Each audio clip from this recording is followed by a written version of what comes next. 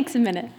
Thank you so much, Sarah, and thank you to Leo, Sarah, and of course Izzy Fuqua, who helped organize this symposium. It's a privilege to be here among so many Hopper scholars. I'm not a Hopper scholar, but I'm really welcome the opportunity to think about Hopper in the context of interior design. In 2016, writer Kyle Chayka lamented the growing homogenization of aesthetic tastes fueled by digital technologies such as Airbnb in his article, quote, "Welcome to Airspace, How Silicon Valley Helps Spread the Same Sterile Aesthetic Across the World." As he describes it, the ideal Airbnb is both unfamiliar and completely recognizable, a sprinkling of specific cultural symbols of a place mixed with comprehensible devices, furniture, and decoration. With this in mind, Chayka argues that Airbnb is evolving toward replicating the hotel industry it disrupted in 2008, when two Rhode Island School of Design graduates set out to create an online platform allowing hosts to rent out unused space in their own homes. What began as a project to bypass the cookie-cutter experience of standard hotels and generate cost savings in the sharing economy has instead resulted in what Chayka calls Airspace, a minimalist IKEA aesthetic, which can be seen from Milan to the East Village. It's nowhere in particular, yet everywhere. Edward Hopper's paintings of hotel rooms, such as Western Motel, with its sleek, modernist furnishings and lack of superfluous details, could be among those advertised on Airbnb. These minimalist interiors could be anywhere, yet a glimpse outside the window to the surrounding mountains and 1950s automobile provide a sense of place and time. This idea of utilizing a sort of blank slate, a universally appealing aesthetic, isn't new, of course, especially in the tourist industry where promoting a welcoming, inclusive atmosphere is central to its success. Tourist scholars have noted that tourists typically seek a certain distance from the everyday, a kind of perspective that allows the traveler to regard daily life from afar. Therefore, an identity-less space provides an opportunity for full immersion into the transformative possibility of tourist travel. So perhaps Hopper's isolated figures reading or staring out windows are merely in a state of reflection on the path to full transformation. Of note here in Western Motel is the female figure who stares confidently at the viewer, her bags packed, perhaps an indication that she's completed the journey and is ready to re-engage in life. Part of Chayka's critique of Airbnb is the elimination of the real in favor of the Instagrammable or contrived. Rather than Airbnb offering a home away from home, it offers an idealized, HGTV-inspired, aspirational non-place as its home away from home. Yet this isn't new either. This notion of a carefully curated tourist experience is one that emerged in the 20th century, of which Edward and Joe Hopper took witness through paintings, sketches, and detailed diaries on the part of Joe.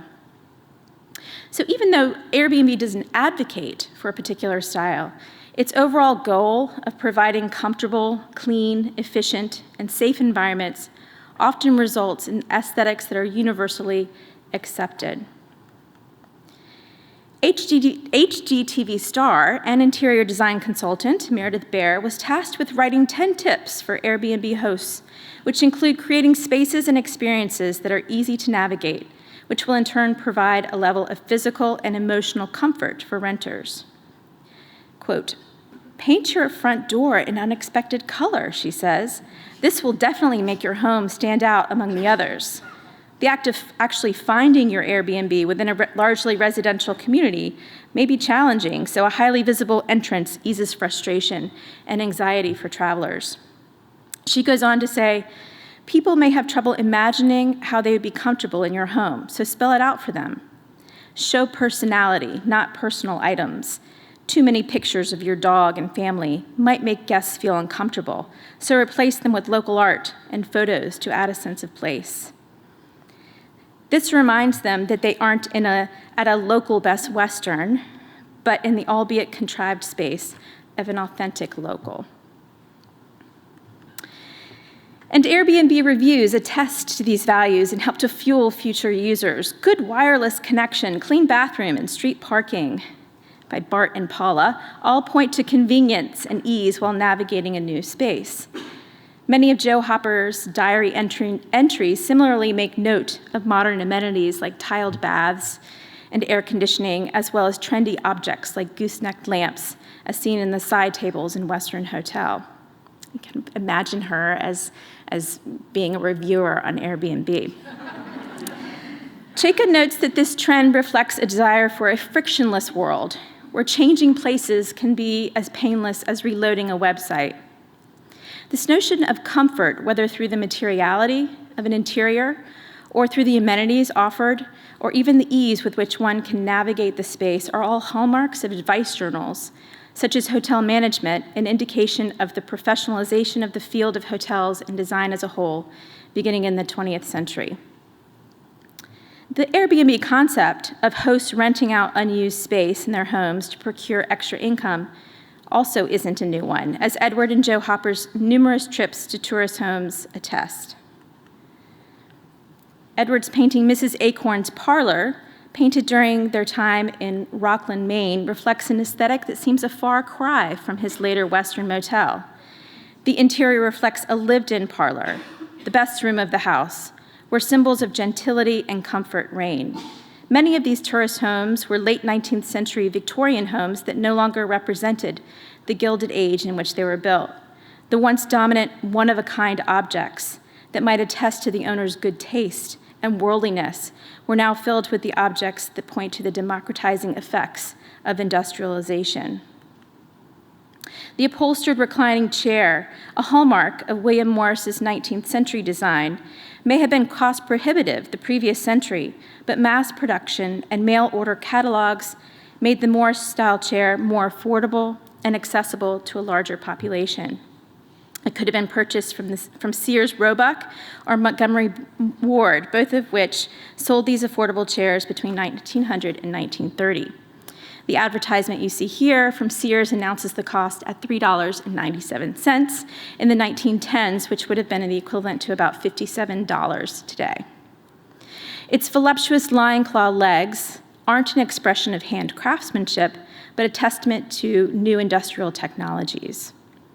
The Morris chair had become a recognizable symbol of comfort and home in early 20th century the United States, and popular music of the period highlights its prominence and ubiquitous placement in middle-class family homes. A 1932 song by Jimmie Rodgers called Home Call includes the lines, "A big Morris chair waits for me there, in front of a bright log fire, my babe at my knee, and my wife sings with me while I strum on my old guitar. In fact, we're as happy can be. In the evening, just Carrie, Anita, and me." The accessibility and affordability of music is also reflected in the inclusion of the parlor organ at left. Before radio and TV, homes that could afford it almost always had a piano or organ where family and friends would often gather to play and hear music. Parlor organs such as this one would have been available from Sears or Montgomery Ward catalogs, which offered payment plans for these more expensive furniture items. These organs typically had an upright case with a fixed or removable high back with mirror, and they dominated home entertainment for almost the entire length of the 19th century. By the early 20th century, most sales for organs had dropped, except in rural areas such as Rockland, Maine, possibly due to the cost of shipping, since organs were lighter than pianos. The parlor's cluttered yet cozy interior is notably absent of any figures to activate and enliven the space. Instead, this piece suggests a more archaeological and objective approach to cataloging the interior. It's as though Hopper was documenting its great transition. Design historian Penny Spark has noted that during the late 19th and early 20th century, private spaces became public. That is, the parlor or living room became the lobby in hotels, theaters, and even railway cars, rendering a blurring of private and public spaces.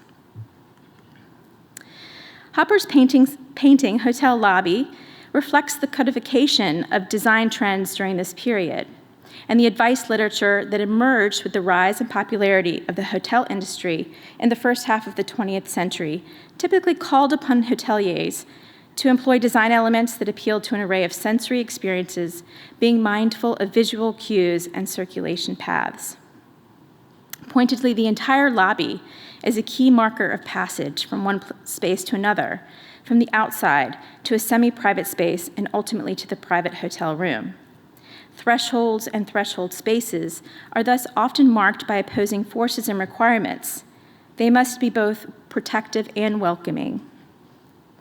Hotel lobby reveals a portion of a revolving door, a feature that had become increasingly popular since its creation in 1888. Theo van Kannel's patent application suggests that the revolving door holds, quote, numerous advantages over a hinge door structure. It's perfectly noiseless, prevents the entrance of wind, snow, rain, or dust, collision, and yet persons can pass both in and out at the same time. The logo for the Van Kannel Company's revolving door includes the slogan, always open, always closed. The fluidity of movement offered by this new entry type provides a sense of egalitarianism, typical of the modernist tendency to reduce the threshold. And there is a certain flexibility insofar as users can change their minds. There's a chance to go back. As Leo Mazow has shown, contemporary industry advice suggested that mid-level hoteliers decorate their lobbies with etiquette and efficiency in mind, making the choice for a revolving door appropriate. Yet, although energy efficient, the revolving door became a controversial subject in terms of the uncertain etiquette required between men and women at the time. A New York Post article from the 1920s asks, who goes first? Remarking that there were two schools of thought, one in which a man goes first, as the physical nature of pushing the door would allow the woman to more easily follow, while another group argued that the woman should continue to enter first, but with the man quickly following and helping to push her through. In Charlie Chaplin's 1917 film, The Cure, he proceeds on a continuous loop.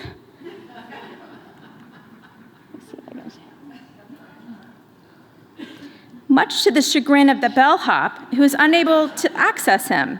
It protects Chaplin from capture, yet it restricts the bellhop from controlling entry. So debate about whether or not the revolving door was a liberating element or a constraining one remained. Was it inclusive and egalitarian or awkward and uncomfortable? As Bruno Latour suggests, the revolving door not only replaces human action, but also shapes human action. It's prescriptive and regulates the action. And in fact, it functioned best for able-bodied adults. Just months after the completion of this painting, there was a massive fire at the Coconut Grove in Boston, Massachusetts, a restaurant and bar. After a small number of people exited, the revolving door became jammed due to the crush of panicked patrons, and over 400 people were killed. It was later discovered that other exits had been sealed or blocked, and this tragic event would have an impact on the development of building codes and the use of revolving doors in public spaces. The painting suggests that once through the revolving door, the user of the space would be met by a path of green carpeting, guiding the guest to the reception area.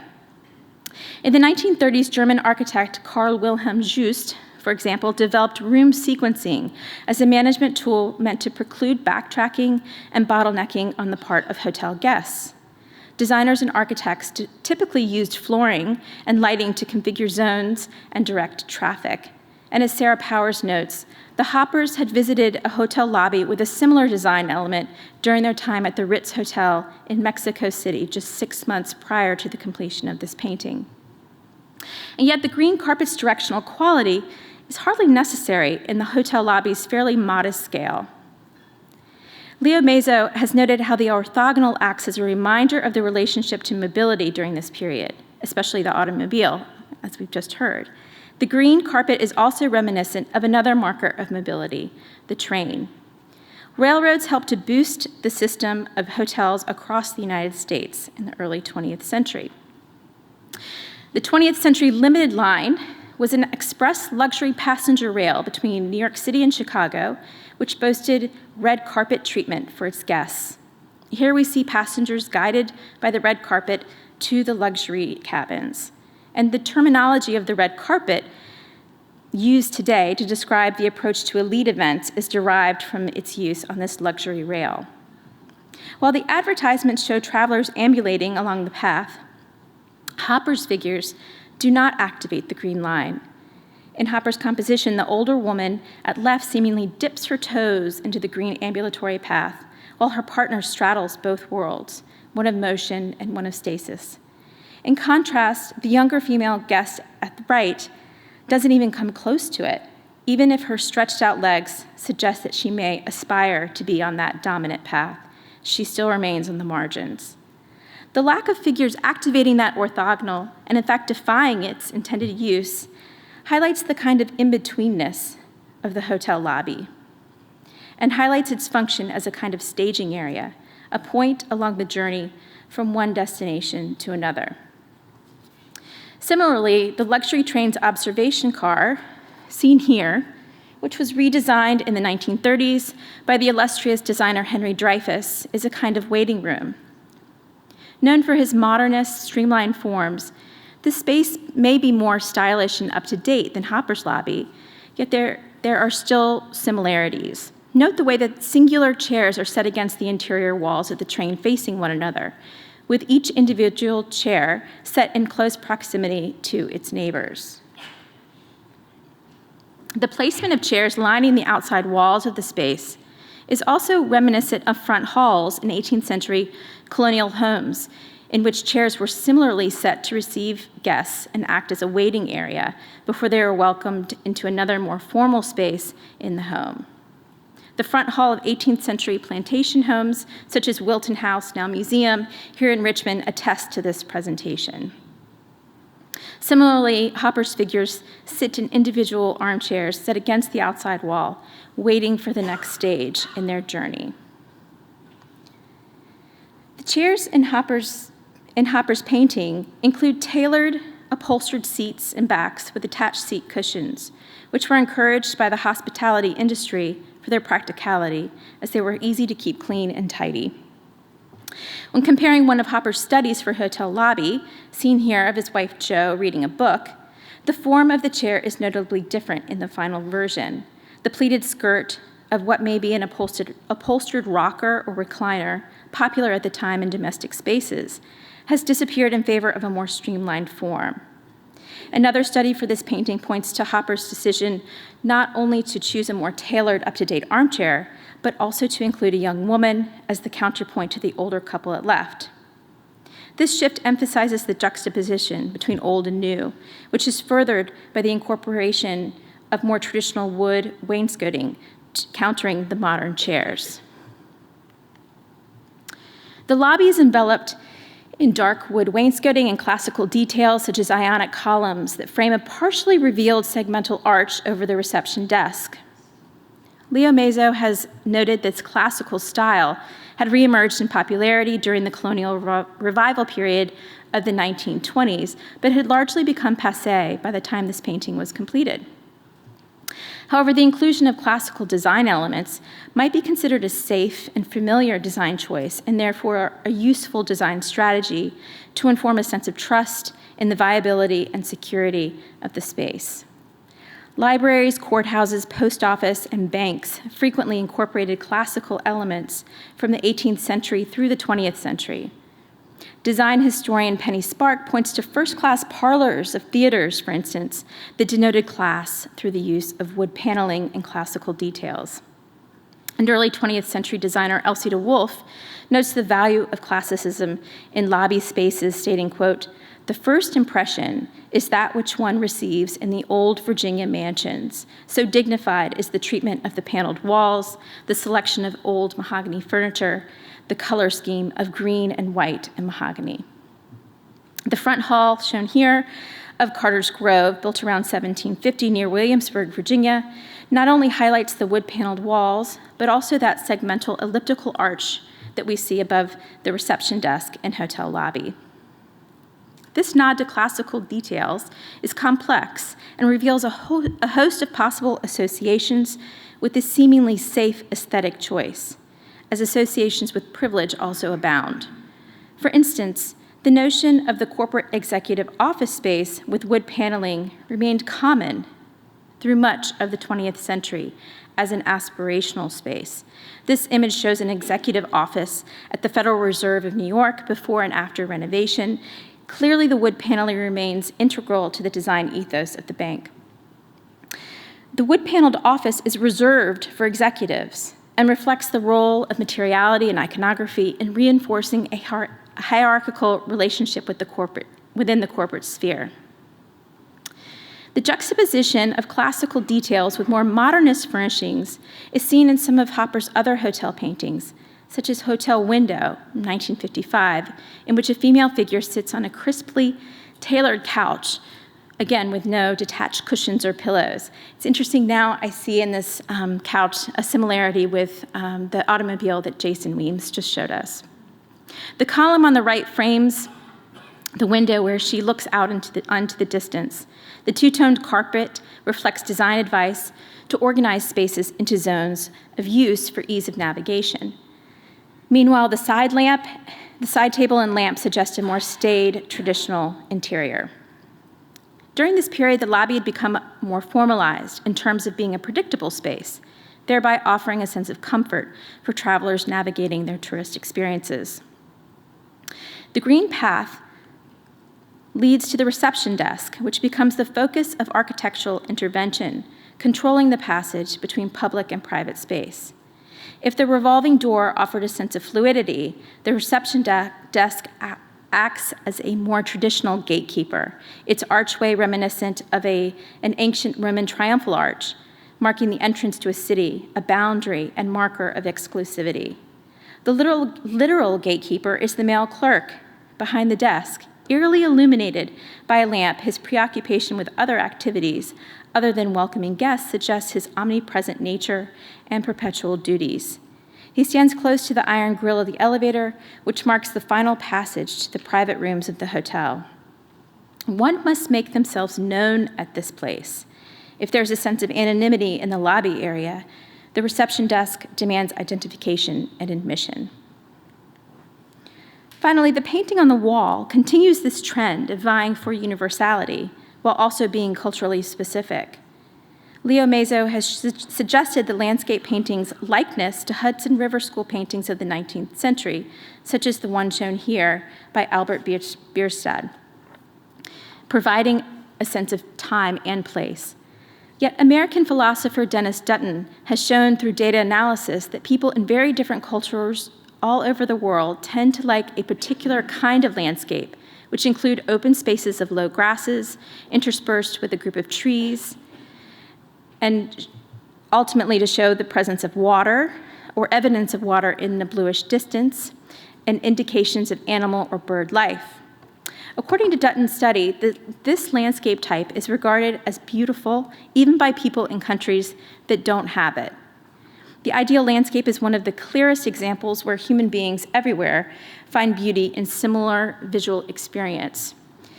It's no wonder that this landscape type shows up today on calendars, on postcards, in the design of golf courses and public parks, and in gold-framed pictures that hang in public places all over the world.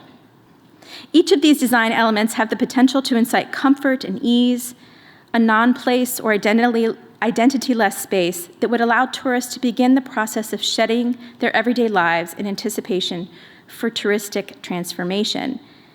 Yet no design is ever neutral. Even the landscape painting, which scientists have shown to have a broad visual appeal, may be more specifically calling upon 19th century American identity associated with frontier travel and notions of Western expansion.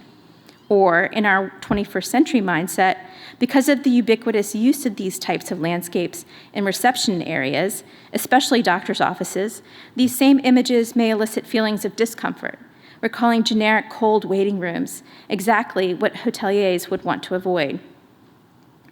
Similarly, the classical and modernist aesthetics work equally to try to imply a certain standard of acceptability by being both anywhere and nowhere.